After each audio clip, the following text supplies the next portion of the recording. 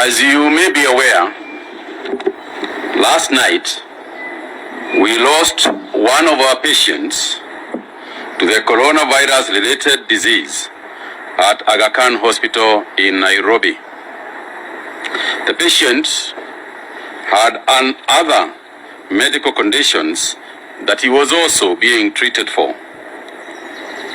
The 66-year-old male, Kenyan, had been admitted at the hospital's intensive care unit and had arrived in the country on March 13th, 2020 from South Africa via the Kingdom of Eswatini.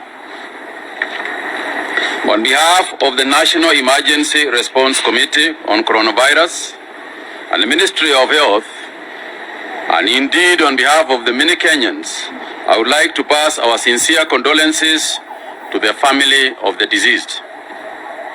We have also been informed that a South African national on quarantine in Nakuru has also passed away in circumstances that do not seem related to the disease.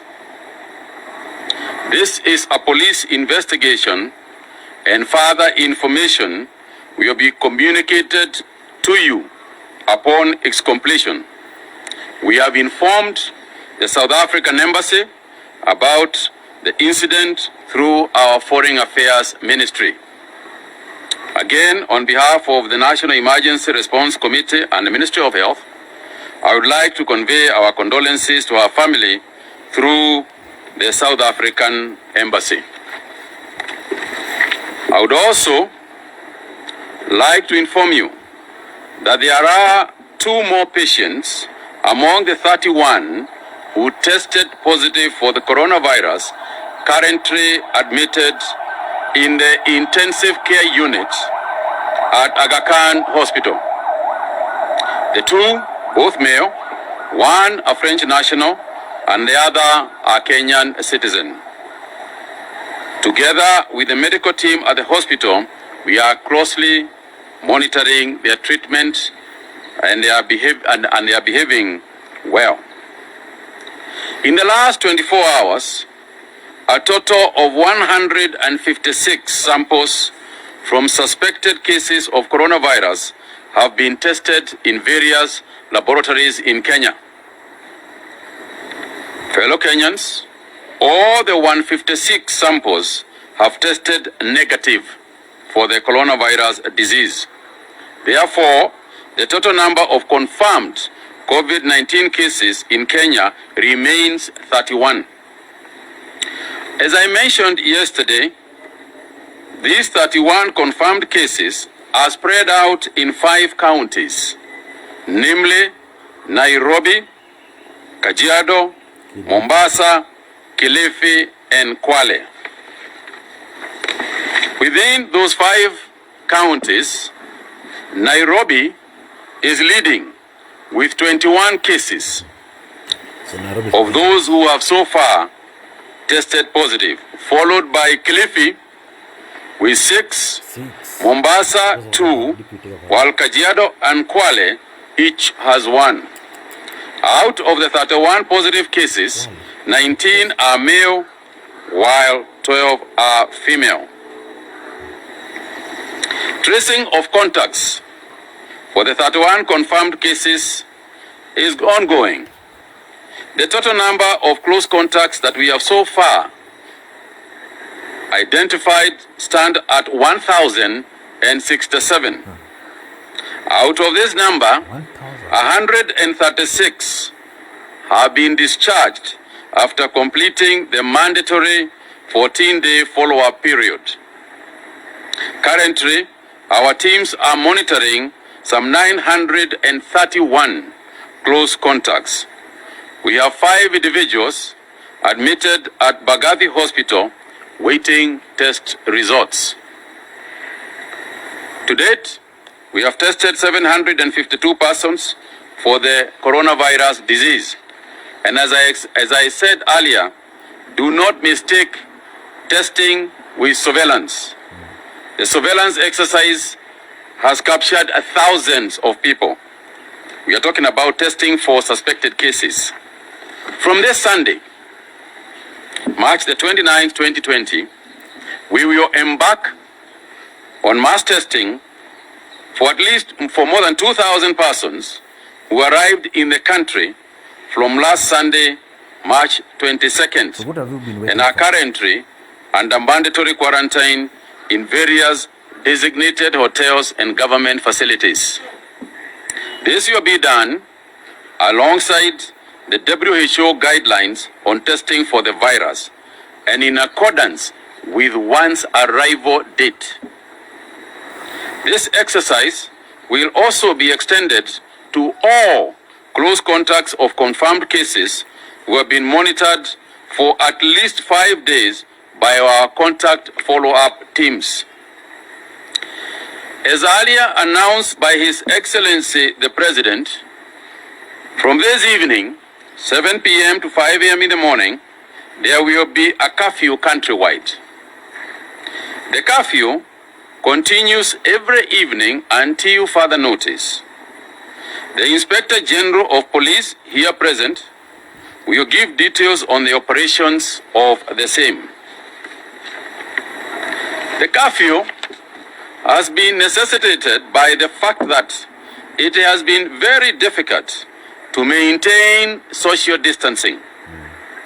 Kenyans A lot of our people who have been infected is as a result of social interactions and from our own observations, usually in the evenings and at night.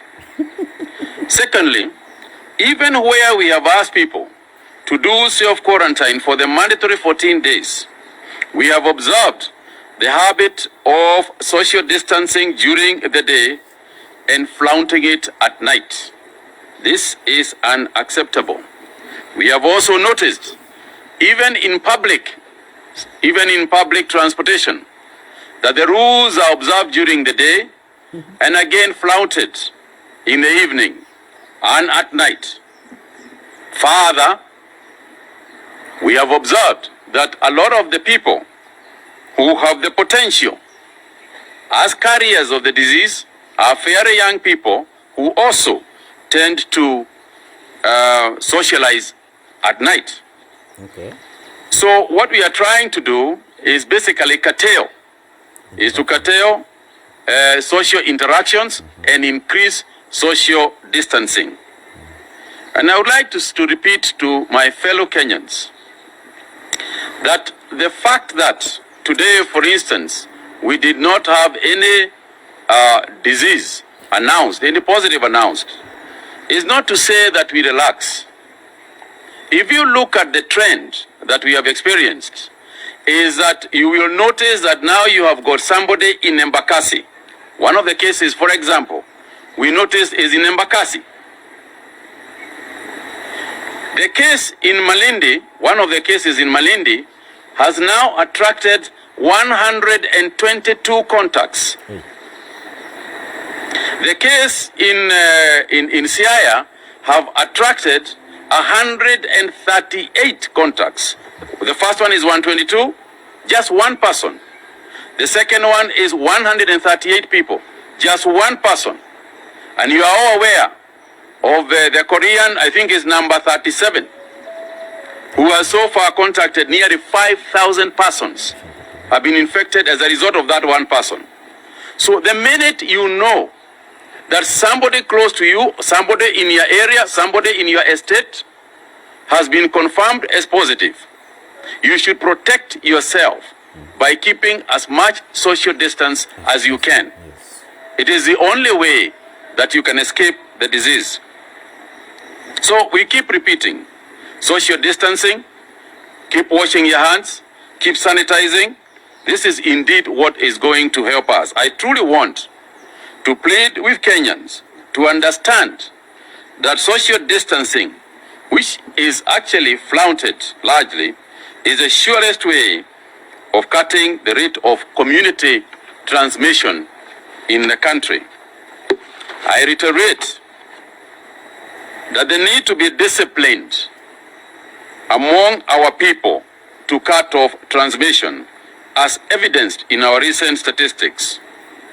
People must take seriously and observe the Nyumba Kumi initiative by ensuring the precautionary measures we have announced are strictly adhered to.